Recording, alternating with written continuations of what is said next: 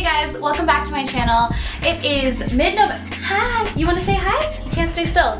Anyway, as I was saying, it is almost November, which means midterms have just passed by, and I have done my best to stay as stress-free and motivated and happy as possible, and I felt like I could sit down and give you guys a few tips on, you know, staying upbeat and staying grateful even times of intense mental stress.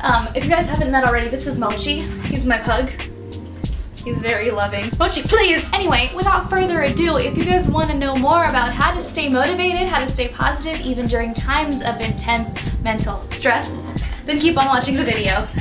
Okay, so my first piece of advice, first and foremost, is to have a space of your own. I think environment is so important when it comes to like distressing and centering yourself, because if you're in the middle of work and you're in the middle of school and it's busy and it's midterms, you're constantly surrounded by people. I can 100% guarantee you that, whether or not you're in study groups or just work and just being in customer service and stuff like that, like being around people, it definitely messes with your energy, and you need a place of your own to recharge, to reconnect with yourself, to really reconvene and get right with yourself. So number one, I recommend having that one place that you can call your safe haven. It could be your room, it could be your car. I know this semester it was my freaking car. I have so many crying sessions in that little thing. And just really like having a place where you can have zero interference and just think. The environment is extremely influential to how we feel and how we look at life, and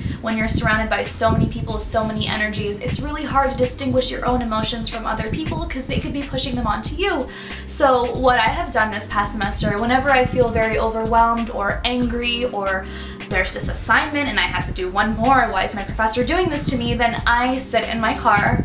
I literally just sit there, I cry, and I tell myself it'll be alright. Like, it's not that big of a deal, just get it over with, just get it done. I find it helpful that I have a space where I can just clear my head, clear my thoughts, chill, sit down, cry, no one can judge me. So number one, having your own space, that really helps with keeping up a positive mind, or just keeping like a really healthy mindset. Moving on to the next, I think you should have some sort of hobby that you can do in your spare time, in your safe place, whatever that is, that will help you take away all the negative stressors from your life. Like for example, I really love to write.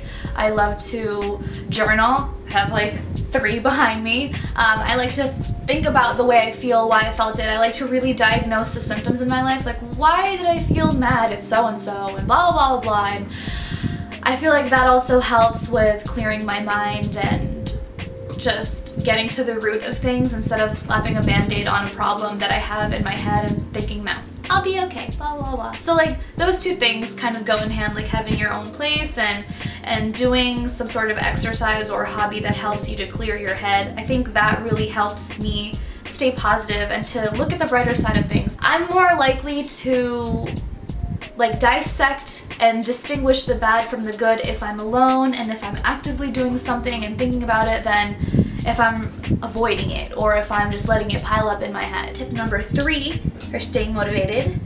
I personally love going to the gym. I don't want to like force that upon anyone, but that is my thing. Like I love to work out. I like to do it at least 3-4 times a week, not so much, not as excessive as before. And I like to have goals in that area as well. Like I really would love to compete in 2017. November is when I start my cut, so that's something I'm excited about. But going to the gym, working out, like getting a good nice pump and taking a selfie after and feeling just fantabulous, like that helps me so much. I think that, you know, getting all of those endorphins, serotonin, all that stuff, I just know that I feel so much happier when I'm leaving, and even though I'm sweaty and I look frazzled, kind of disgusting, I feel fantastic. And it's even better when I have a friend with me or someone to like, you know, talk through my workouts with. So I think that that helps too. If you like to work out or if you haven't yet, I really suggest just going just to have fun. Like who knows, maybe you'll fall in love with it. That's what happened with me. I signed up for the gym and I wasn't doing it to like, oh, I'm gonna lose X amount of weight. Like I just knew that I needed to get out of the house. I needed to actively do something, and then I fell in love with the gym. And that has been helping me with all the things going on in my head since. So whenever I feel super stressed or super overwhelmed, I know that I can just go to the gym and like squat that shit out. Tip number 4. This is exactly what I did last night when I was really overwhelmed at work. I sat down and I wrote all of my goals on a piece of paper, and I kind of prioritized them in when do I want to get them done? Is this short term? Is this long term? Is this even a goal? Is this something that I just want to do? You know, like distinguishing all the things that I want to do and really organizing my thoughts and putting them in order of priority. It really motivated me. I was very, very overwhelmed, and then when I did that exercise with myself, I was like, okay, there's a certain timeline for this. I still have time, because I get into this little funk where I think I'm not working hard enough, or I think that I'm not accomplishing things enough in a certain amount of time, and then I get really mad at myself and I get really upset. And so when I sit down and I remind myself that there's time in the world to do everything that I want to do, I feel better. Physically seeing your goals and what you want to do, your aspirations, all those things on a piece of paper, I think it really helps to organize what's going on in your head, if that is something that you struggle with, because I know I struggle with that too. It also helps you to keep motivated, helps you to understand that in this certain amount of time I need to get this done so that I can achieve this goal. My 5th piece of advice, simply stay grateful.